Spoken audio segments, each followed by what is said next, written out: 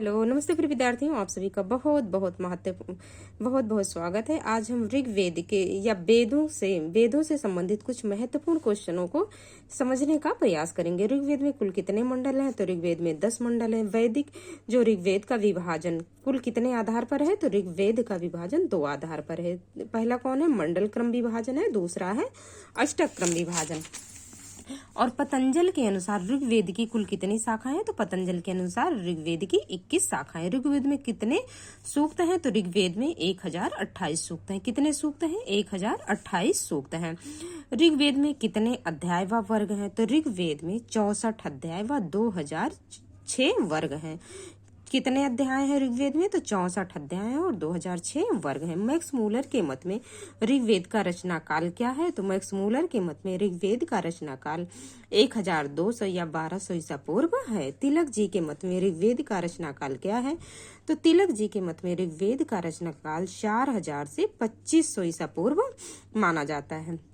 10वें मंडल से 90 तक सांकेतिक ऋग्वेदिक सूक्त का नाम बताइए। तो कौन सा हुआ? 10 से 90 से सांकेतिक जो सूक्त है ऋग्वेद में वह पुरुष सूक्त है।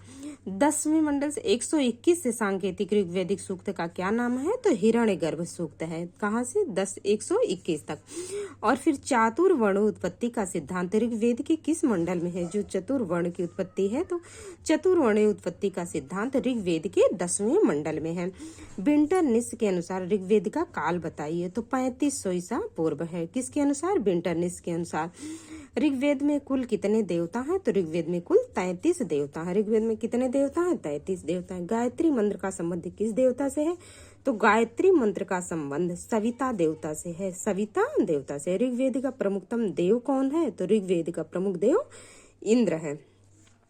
आकृष्णे रजसा वर्तमानो निवेश यन्नमृतम वर्तिंचा का संबंध किस देवता से है? तो किस? आकृष्णेन रजसा वर्तमानो निवेश यन अमृतम मर्त्यम चा का संबंध सविता देवता से है। किस देवता से है? सविता देवता से। उरुक्रम किसे कहा गया है? तो उरुक्रम विष्णु को कहा गया है। उरुक्रम जो है विष्णु का विशेषण है। विष्णु का निवास स्थान कहाँ है? तो विष्णु का निवास स्थान 2 लोक है। सतक्रतु किसे कहा गया है? तो सतक्रतु इंद्र को कहा गया। किसे कहा गया? सतक्रतु इंद्र को। अच्युत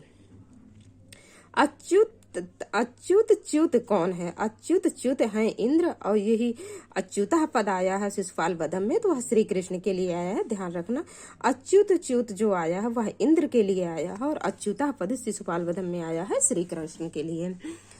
सुशिप्र किस देवता का विशेषण है? तो सुशिप्र इंद्र देवता का विशेषण है। किस देवता का? इंद्र देवता का। अनुष्टुप छंद में कितने अक्षर होते हैं? तो अनुष्टुप छंद में 32 अक्षर होते हैं। और त्रिष्टुप छंद में कितने अक्षर होते हैं? तो त्रिष्टुप छंद में 44 अक्षर होते हैं। और जगती छंद में कितने अक्षर होते हैं? तो 48 अक्षर होते हैं। प्रथम मंडलस्थ विष्णु सूक्त की जो संख्या है वह कितनी है? प्रथम मंडल में विष्णु सूक्त की जो संख्या है वह 154 है। कितनी है? 154। विष्णु सूक्त का ऋषि कौन है? तो विष्णु सूक्त के ऋषि हैं दीर्घतमा। कौन है? विष्णु सूक्त के ऋषि हैं दीर्घतमा। विष्णु सूक्त में किस छंद का प्रयोग किया गया? तो विष्णु सूक्त में त्रिष्टुप छंद का प्रयोग किया गया। विष्णु का परम पद कौन है? तो विष्णु का परम पद अंतरिक्ष है। द्वितीय मंडलस्थ इंद्र सूक्त की सूक्त संख्या क्या है? तो द्वितीय मंडलस्थ इंद्र सूक्त की सूक्त संख्या है 12। इंद्र सूक्त के ऋषि कौन है? तो इंद्र सूक्त के ऋषि हैं गृह्समत। इंद्र सूक्त में किस छंद का प्रयोग किया गया है? तो इंद्र सूक्त में त्रिष्टुप छंद का प्रयोग किया गया है। पुरुष सूक्त का देवता कौन है? तो पुरुष सूक्त के देवता कौन है? पुरुष है। पुरुष सूक्त का ऋषि कौन है? तो पुरुष सूक्त के ऋषि नारायण है। पुरुष सूक्त का प्रमुख छंद क्या है? तो पुरुष सूक्त का छंद है अनुष्टुप। अंतिम मंत्र में त्रिष्टुप और शेष में क्या है? अनुष्टुप छंद है। ऋग्वेद के 10वें मंडल वाक्त सूक्त की संख्या क्या है? तो ऋग्वेद के 10वें मंडल के वाक्त सूक्त की संख्या क्या है? 125। वाक्त सूक्त का देवता कौन है? तो वाक्त सूक्त के देवता है परमात्मा। वाक्त सूक्त का ऋषि कौन है? तो वाक्त सूक्त के ऋषि हैं आम्भृणी वाक।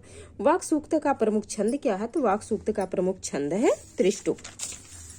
हिरण्यगर्भ सूक्त का देवता कौन है? तो हिरण्यगर्भ सूक्त का देवता है संज्ञक प्रजापति। हिरण्यगर्भ सूक्त के देवता कौन है? तो प्रजापति। हिरण्यगर्भ सूक्त का ऋषि कौन है? तो हिरण्यगर्भ सूक्त के ऋषि हैं हिरण्यगर्भ। हिरण्यगर्भ सूक्त में किस छंद का प्रयोग किया गया है? तो हिरण्यगर्भ सूक्त में त्रिष्टुप छंद का प्रयोग किया गया। प्रथम मंडल सवित्र जो सूक्त का सूक्त क्रम क्या है? प्रथम मंडल में जो सवित्र सूक्त है उसका क्रम क्या है? तो प्रथम मंडल सवित्र सूक्त का क्रम सूक्त क्रमांक है 35। सवित्र सूक्त का देवता कौन है? तो सवित्र सूक्त के देवता हैं सविता। सवित्र सूक्त का ऋषि कौन है? तो सवित्र सूक्त का ऋषि है हिरण्य स्तूप। पंचम मंडलस्थ पर्जन्य सूक्ति की सूक्त संख्या क्या है? तो पंचम मंडलस्थ पर्जन्य सूक्ति की संख्या है 83। पर्जन्य सूक्त का देवता कौन है? तो पर्जन्य सूक्त का देवता है पर्जन्य। पर्जन्य सूक्त का ऋषि कौन है? तो पर्जन्य सूक्त के ऋषि हैं अत्रि। यो अस्क भयाद उत्तरम साधस्तम मंत्र से कौन देवता संबंध है? तो यो आस्क भयाद उत्तरम सधस्तम मंत्र से विष्णु देवता का संबंध है। होता का संबंध किस वेद से है? तो होता का संबंध ऋग्वेद से है। और होता पद किसके लिए आया है? तो यह अग्नि के लिए आया है। ज्योतिष के आधार पर किस विद्वान ने वेदों का काल निर्धारण किया है? तो ज्योतिष के आधार पर अगर पूछे तो लोकमान्य बाल गंगाधर तिलक जी ने काल निर्धारण किया है, ज्योतिष से पूछे तो। कठोपनिषद में कुल कितने अध्याय हैं? तो कठोपनिषद में कुल 2 अध्याय हैं। नचिकेता के पिता का क्या नाम था? तो नचिकेता के पिता का नाम उद्दालक था। नचिकेता के पिता ने किस यज्ञ का आयोजन किया था? तो नचिकेता के पिता ने विश्व विजित यज्ञ का आयोजन किया था। कठोपनिषद के प्रथम अध्याय में कितनी बल्ली है? तो कठोपनिषद के प्रथम अध्याय में 3 बल्ली है। कितनी बल्ली है? 3 बल्ली। यमराज ने नचिकेता को 3 वर क्यों दिए? यमराज ने वर इसलिए दिए क्योंकि नचिकेता उनके यहाँ 3 दिन तक भूखा प्यासा पड़ा था। यमराज थे नहीं, और यमराज आने पर उसे कहते हैं कि अगर 3 दिन मेरे दरवाजे पे भूखा प्यासा पड़ा रहा तो मेरे से 3 वर मांग लो। प्रथम वर के रूप में नचिकेता ने यम से क्या मांगा? तो प्रथम वर के रूप में नचिकेता ने यम से पितृ परितोष की मांग की। अब देखते द्वितीय वर में नचिकेता ने क्या द्वितीय वर के रूप में नचिकेता ने क्या याचना की? तो द्वितीय वर के रूप में नचिकेता ने यम से क्या मांगी? अग्नि विद्या मांगी। नचिकेता के तृतीय वर के रूप में किसकी कामना की? तो आत्म स्वरूप के परिज्ञान की, आत्म स्वरूप के ज्ञान की। यम ने प्रसन्न होकर नचिकेता को एक अतिरिक्त वर के रूप में क्या दिया? तो यम ने कहा कि अग्नि तुम्हारे नाम से प्रसिद्ध होगी, तयवेयो नामना भविताय अग्नि, तुम्हारे नाम से अग्नि जानी जाएगी। यम नचिकेता पर प्रसन्न क्यों हुए? तो नचिकेता की प्रत्युत्पन्न मतित्व और लोकोपकार की भावना से यम प्रसन्न हो गए। स्वर्गलोक न भयम किंचित नास्ति का संबंध किस वल्ली से है? तो स्वर्गलोके न भयम किंचित नास्ति, स्वर्गलोक में किंचित भी भय नहीं का संबंध प्रथम वल्ली से है। स्वर्गलोका अमृतत्वम भजंती का संबंध किस वल्ली से है? तो स्वर्गलोका अमृतत्वम, स्वर्गलोक में अमृत तत्व का लोग क्या करते हैं? भजन करते हैं, उपयोग करते हैं का संबंध प्रथम वल्ली से है। तयेयो नामना भविताय अग्नि किसका कथन है? तो तयेयो नामना भविताय अग्नि यह यमराज का कथन है। और किसे दिया? नचिकेता को दिया कि तुम्हारे नाम से अग्नि जानी जाएगी, प्रसिद्ध होगी। तवेयो रात्रि फिन विचिकित सीतम पुरा किसका कथन है? देवयो रात्रि विचिकित सितम पुरा नचिकेता का कथन है। न वित्तेन तर्पणीयो मनुष्य, बहुत ही प्रसिद्ध पंक्ति, यह बहुत ही प्रसिद्ध सूक्ति है। न वित्तेन तर्पणीयो मनुष्य, धन से किसी को कभी भी संतुष्ट नहीं किया जा सकता। अर्थात एक घर है तो दूसरे की, कोई एक सरकारी टीचर है तो प्राइमरी का टीचर है तो असिस्टेंट प्रोफेसर की, या फिर डिग्री कॉलेज की आगे, मतलब अर्थात कोई भी मनुष्य धन से संतुष्ट नहीं होता है। 2 पहिए है तो 4 चक्का, या फिर उसे हमेशा मनुष्य की इच्छाएं बढ़ती ही जाती हैं। तो ना वित्तेन तर्पणीयो मनुष्य, मनुष्य को कभी भी धन से संतुष्ट नहीं किया जा सकता। अति दीर्घो जीवितों को रमेत किस वल्ली से संबंधित है? प्रथम वल्ली से नचिकेता कहता है। तयो श्रेया आद दानस्य साधु भवति किसका कथन और किस बल्ली से संबंधित है? यमराज का द्वितीय बल्ली से है। मत्वा धीरो हर्ष शोको जहाती किस वल्ली से संबंधित है? तो मत्वा धीरो हर्ष शोको जहाती द्वितीय वल्ली से संबंधित है। एतद् द्वय अक्षरम ब्रह्मा में किस अक्षर की चर्चा की गई है? ओम के, किसकी? ओम की, ओम का महात्मा बताया गया। छाया तपो ब्रह्म विदो वदंती किस वल्ली से संबंधित है? छाया तपो ब्रह्म विदो वदंती तृतीय वल्ली से संबंधित है।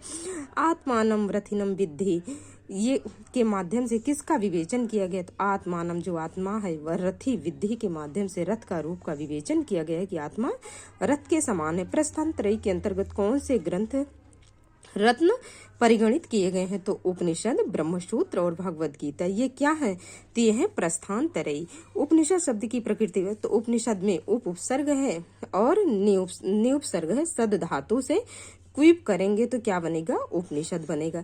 कितने उपनिषदों पर शंकर भाष्य प्राप्त होते हैं? तो 11 उपनिषदों पर शंकर भाष्य प्राप्त होते हैं। Thank you. मिलते हैं नेक्स्ट वीडियो में किसी अच्छे टॉपिक के साथ। Thank you.